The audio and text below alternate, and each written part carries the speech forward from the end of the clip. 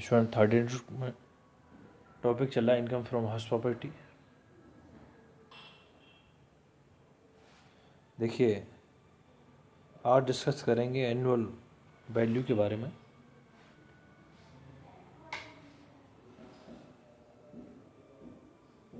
और annual value में सबसे पहले बिल्डिंग लेट आउट पोर्शन के बारे में। Building let out portion it means income from house property does not mean rental income, but it means the sum of for which the building might reasonably be expected to be let from year to year. NSSC income from house property is computed on the basis of its annual value. It means, hence, it is very important to understand properly the method of determining the annual value of the house property. If the annual value is not determined correctly, the taxable income from house property will be wrong. यानी जब annual value यदि हम सही find out नहीं कर पाएंगे, calculate नहीं कर पाएंगे, तो इनकम फ्रॉम हाउस प्रॉपर्टी भी गलत होगी। एनुअल वैल्यू यदि ठीक कैलकुलेट की है तभी इनकम फ्रॉम हाउस प्रॉपर्टी को हम सही तरीके से कैलकुलेट कर पाएंगे। बिल्डिंग लेट आउट किराए पर उठा देना। देखिए अच्छा next topic definition of annual value. Annual value क्या है? The annual value of a house property let out shall be deemed to be small a the sum for which the property might reasonably be expected to be let from year to year. B. Where the property or any part of the property is let and the actual rent received or receivable by the owner is in excess of the sum referred to in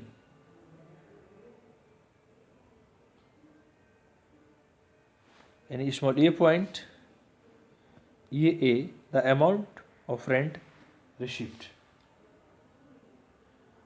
C. Where the property or any part of the property is let and was vacant during the whole or any part of the previous year and owing to such vacancy the actual rent received a and a point amount so received. Deduction of municipal taxes from the value determined under A और B और C, जो हमने पीछे अभी इसकी definition में पढ़ा है A, B and C.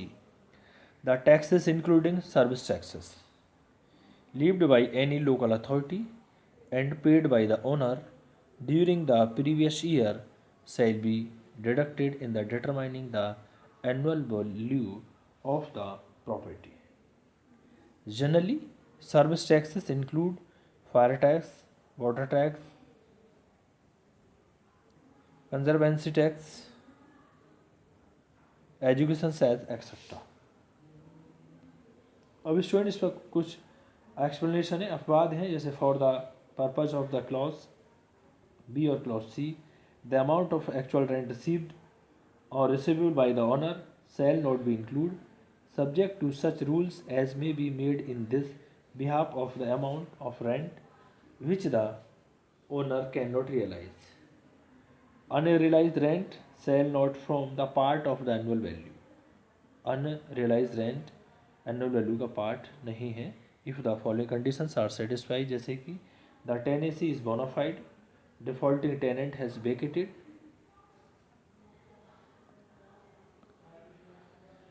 Next determination of expected rent. जब हम न्यूमेरिकल करेंगे तब इसकी ज़रूरत होगी, तो देखिए यहाँ पर क्या समझेंगे। A where the standard rent has not been fixed. जब किसी क्वेश्चन में स्टैंडर्ड रेंट फिक्स नहीं है तो क्या करेंगे? देखिए, वन ऑफ द फॉलोइंग यानी which ever is greater shall be the expected rent of the building. यदि स्टैंडर्ड रेंट फिक्स नहीं है यानी स्टैंडर्ड क्वेश्चन में नहीं है तो इस कंडीशन में क्या होगा? देखिए, जो भी कंडीशन दी हुई होंगी उसमें से जो ग्रेटर, जो सबसे ज़्यादा होगी, उसको हम एक्सपेक्टेड रेंट मानेंगे। Shall be expected rent of the building, जैसे कि municipal value determined by the local authority for charging house tax etcetera, या fair rent. It means rent of the similar properties in the same locality. यानी जब standard rent fix नहीं होगा, ये दोनों जो कंडीशन दे रखी हैं, जिसमें जो ज़्यादा होगा फेयर रेंट या म्यूनिसिपल वैल्यू में जो ज़्यादा होगा उसको एक्सपेक्टेड रेंट माना जाएगा। Next, where standard rent has been fixed, और जहाँ स्टैंडर्ड रेंट क्वेश्चन में दिया हुआ होगा और फिक्स होगा, वहाँ देखिए किस तरीके से कैलकुलेट करेंगे। One of the following which ever is less shell be expected rent of the building, यानी कि स्टैंडर्ड रेंट से वैल्यू एज डिटरमाइंड अंडर ए, जैसे हमने पीछे भी किया था। Second, the standard rent fix under the rent control act of A state. देखिए, नोट डाल के मैं लिख दिया है, the expected rent can not be more than the standard rent. यदि क्वेश्चन में स्टैंडर्ड रेंट नहीं है तो फेयर रेंट और म्यूनिसिपल वैल्यू जो दोनों में ज़्यादा होगा, लेकिन यदि स्टैंडर्ड रेंट क्वेश्चन में दिया हुआ है तो एक्सपेक्टेड रेंट कभी भी स्टैंडर्ड रेंट से ज़्यादा नहीं हो सकता, उससे कम हो सकता है, उसके बराबर हो सकता है। It can be less than the standard rent, हमेशा स्टैंडर्ड रेंट से कम होगा। स्टूडेंट, ये बात थी एक्सपेक्टेड रेंट की। जब हम क्वेश्चन को सॉल्व करेंगे तब हमें एक्सपेक्टेड रेंट कैलकुलेट करना होगा। अब बात आती है डिटर्मिनेशन ऑफ एक्चुअल रेंट, यानी एक्चुअल रेंट को हम कैसे कैलकुलेट करेंगे। देखिए, sometimes the owner takes upon himself under an agreement the burden of providing the certain facilities to the tenant, for example जैसे कि lift, water pump, electricity, vehicle parking, gardener etcetera. In such case the actual rent received minus the cost of providing such facilities will be actual rent. However, no adjustment will be made in the determining the actual rent regarding the following. जैसे first, tax paid by the tenant to the local authority. Second, repair charges borne by the tenant, means tenant means यहाँ पे किराएदार। और number third, interest on the deposit taken from the tenant. तो student, expected rent को कैसे calculate करेंगे इसके बारे में जाना, और एक्चुअल रेंट को कैसे कैलकुलेट करेंगे। अब इसके बाद इसके कुछ क्वेश्चंस आएंगे, यानी क्वेश्चन से पहले इसका फॉर्मेट, पहले फॉर्मेट देखेंगे। स्टूडेंट देखिए, फॉर्मेट आता है chart showing computation of taxable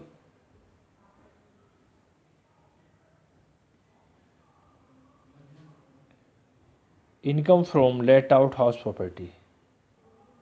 यदि बिल्डिंग को किराए पर उठा दिया गया है तो उसका क्या फॉर्मेट है।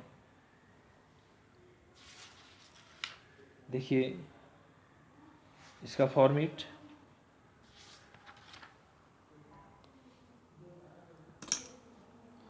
देखिए, सबसे पहले हम ग्रॉस एनुअल वैल्यू को फाइंड आउट करेंगे। ग्रॉस एनुअल वैल्यू को फाइंड आउट करेंगे एक्चुअल रेंट और एक्सपेक्टेड रेंट से। फिर ग्रॉस एनुअल वैल्यू में से जो लोकल टैक्स है या म्यूनिसिपल टैक्स, उनको हम माइनस करेंगे। जैसे local tax paid by the owner during the previous year या अनरियलाइज्ड रेंट, इनको क्या करेंगे, हम माइनस करेंगे। ग्रॉस एनुअल वैल्यू में से इनको माइनस करने के बाद जो आएगा वही एनुअल वैल्यू होगा, यानी ग्रॉस एनुअल वैल्यू में से म्यूनिसिपल टैक्स या लोकल टैक्स या अनरियलाइज्ड रेंट को माइनस करने के बाद एनुअल वैल्यू आएगा। फिर less reduction under section 24। First क्या करेंगे इसमें 30% ऑफ एनुअल वैल्यू, जितनी एनुअल वैल्यू आई है उसका 30% कैलकुलेट करेंगे और उसको फिर डिडक्ट करेंगे। तो 30% कैलकुलेट करेंगे, इसका वो यहाँ लिखेंगे। Second a small a, interest on loan taken for purchase construction और repair of the house relating to the previous year, यानी कंस्ट्रक्शन के लिए, रिपेयर के लिए या खरीदा है घर, उसके लिए कोई लोन ले रखा है वो। B interest on loan for the period prior to the previous year in which the house is completed is also allowable in 5 equal instalments. 5 equal instalment वो लिखेंगे। अब देखिए 30% ऑफ एनुअल वैल्यू और ये इंटरेस्ट ऑन लोन और 5 equal instalment, इन तीनों को add करने के बाद यहाँ पे एनुअल वैल्यू में से माइनस कर देंगे। माइनस करने के बाद जो बचेगा वही आपका taxable income from house property होगा। इसमें ये फॉर्मेट था लेट आउट हाउस प्रॉपर्टी। अब देखिए, अब ये जो फॉर्मेट है chart showing computation of income from self occupied house, पीछे क्या था लेट आउट, उस मकान को किराए पर उठा दिया गया था और यहाँ उस मकान में स्वयं रह रहा है। देखिए इसमें क्या होगा, देखिए जिसमें कोई भी ऑनर यदि स्वयं रहेगा तो उसकी एनुअल वैल्यू यानी ग्रॉस एनुअल वैल्यू जो होगी वो नील होगी, ग्रॉस एनुअल वैल्यू नील होगी। और जब ग्रॉस एनुअल वैल्यू नील होगी तो म्युनिसिपल टैक्स को हम माइनस नहीं करेंगे, यानी gross annual value nil. Second municipal tax paid by the owner during the previous year not deductible, यानी कि नॉट डिडक्टेबल होगा। क्यों? क्योंकि एनुअल वैल्यू ही उसकी ग्रॉस एनुअल वैल्यू ही नील है, तो म्युनिसिपल टैक्स तो नॉट डिडक्टेबल हो जाएगा। इस कंडीशन में सेल्फ ऑक्यूपाइड जिसमें ओनर खुद रह रहा है उसकी एनुअल वैल्यू नील होगी। यदि किसी में दे रखा है कि एक पार्ट्स में वो स्वयं रहता है तो उसकी एनुअल वैल्यू हो जाएगी नील फर्स्टली। फिर standard deduction for the expenses वो भी नील हो जाएंगी इसकी। फिफ्थ देखिए interest on loan deductible up to 30,000 और ₹2 लाख एज द केस में भी, ये टर्म्स आएंगे इसकी। और इससे क्या होगा, यदि सेल्फ ऑक्यूपाइड हाउस में है, क्वेश्चन सेल्फ ऑक्यूपाइड के अकॉर्डिंग सॉल्व कर रहे हैं, तो हमेशा उस मकान से लॉस होगा, loss from self occupied house, क्योंकि उससे इनकम नहीं होगी और वो आ जाएगा यहाँ पर। फिर this loss can be set off against the income from other house property और under any other head of income. ये था स्टूडेंट सेल्फ ऑक्यूपाइड। अब देखिए chart showing computation of income from deemed let out house. Deemed let out house यानी एक में स्वयं रह रहा है, वो ये मान लिया गया कि ये भी किराए पर उठा दिया गया हो, तो ग्रॉस एनुअल वैल्यू ये आ जाएगी। म्युनिसिपल टैक्स को माइनस करेंगे, म्युनिसिपल टैक्स को माइनस करने के बाद ग्रॉस एनुअल वैल्यू में से आप एनुअल वैल्यू आ जाएगी। फिर एनुअल वैल्यू में से 30% ऑफ एनुअल वैल्यू माइनस करेंगे और interest on loan not limit applies, इन दोनों को माइनस करने के बाद जो आएगा वो इनकम या लॉस फ्रॉम हाउस प्रॉपर्टी आएगा।